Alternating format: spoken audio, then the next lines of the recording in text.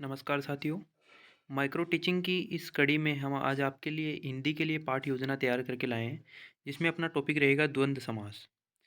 तो बच्चों, हम आपके लिए डेली नए नए सब्जेक्ट के लिए नए नए टॉपिक के हिसाब से आपके लिए वीडियो लाते रहेंगे। इस प्रकार से आप हमारा सहयोग करते रहें।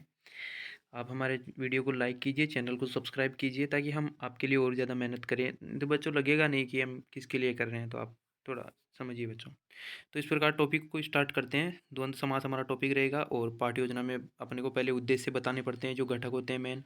तो इसमें उद्देश्य क्या क्या होंगे, जैसे छात्रों को शुद्ध भाषा बोलने और लिखने की प्रेरणा प्रदान करना, छात्रों को भाषा के तत्वों का ज्ञान कराना, छात्रों को व्याकरण के नियमों से परिचित कराना, छात्रों को शुद्ध रचना वाक्यों का ज्ञान कराना। इस प्रकार ये अपने उद्देश्य रहेंगे। तो स्टार्ट करते हैं अपना।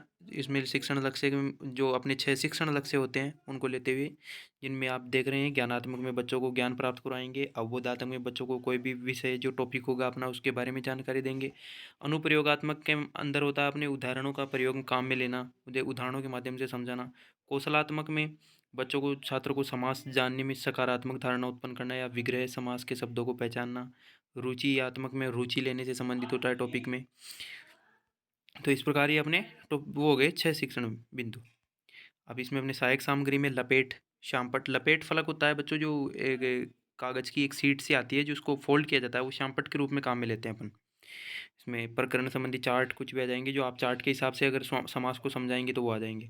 तो अपने प्रस्तावना कौशल से स्टार्ट होता है। कोई भी जो पाठ योजना होती है उसमें सबसे पहले प्रस्तावना कौशल होता है, और प्रस्तावना कौशल का अपना पहला प्रश्न होगा, रात का विलोम शब्द क्या होगा? तो बच्चे बताएंगे दिन। अपना अगला क्वेश्चन प्रस्तावना कौशल का उसी से स्टार्ट होना है जिसका उत्तर पहले का आया है। तो दिन का आया है तो दिन से स्टार्ट करेंगे। दिन प्लस रात को क्या कहते हैं? दिन रात। तो इन दोनों के जो संक्षिप्तीकरण हुआ उसका पूछेंगे बच्चों को, तो बच्चे बोलेंगे समास कहते हैं। अब बच्चों को पूछेंगे कि बच्चों द्वंद्व समास किसे कहते हैं, तो बच्चे शांत रहेंगे। इसमें समस्यात्मक प्रश्न होगा बच्चों के लिए। तो उसमें अपना उद्देश्य कथन यही होगा कि बच्चों आज हम द्वंद्व समास की परिभाषा और अर्थ का अध्ययन करेंगे। इसमें बच्चों को उदाहरण सहित समझाना है। तो पहला आ गया अपना टीचिंग पॉइंट में द्वंद्व समास। तो परिभाषा बताएंगे बच्चों को, समास का नियम छात्रों के समक्ष प्रस्तुत करेंगे और अभ्यास पुस्तिका पर लिखने का निर्देश दे देंगे बच्चों को कि हम आपको समझा रहे हैं, और जो अभी आपको महत्वपूर्ण लगेगा वो आपको लिखना है अपनी उत्तर पुस्तिका में।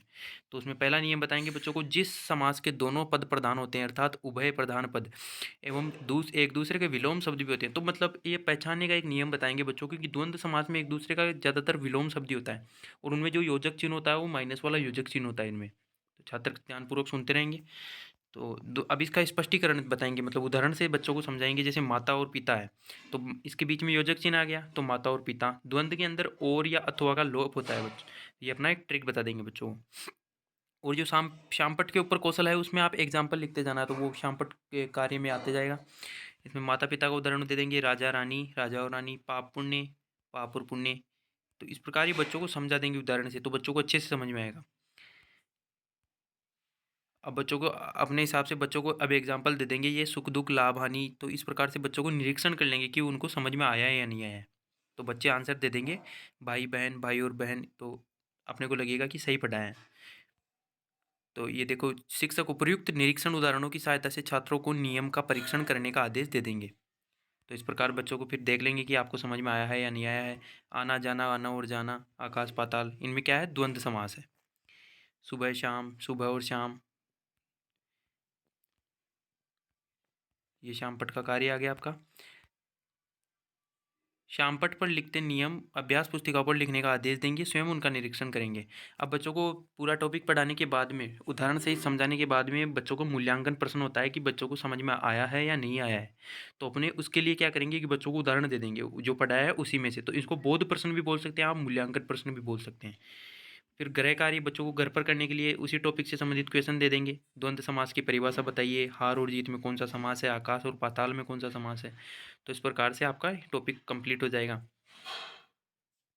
ठीक है बच्चों, तो अपने चैनल पे सब्सक्राइब करते रहिए और चैनल पे बनते रहिए, अपने साथियों को, बीएड वाले साथियों को जोड़ते रहिए। Thank you.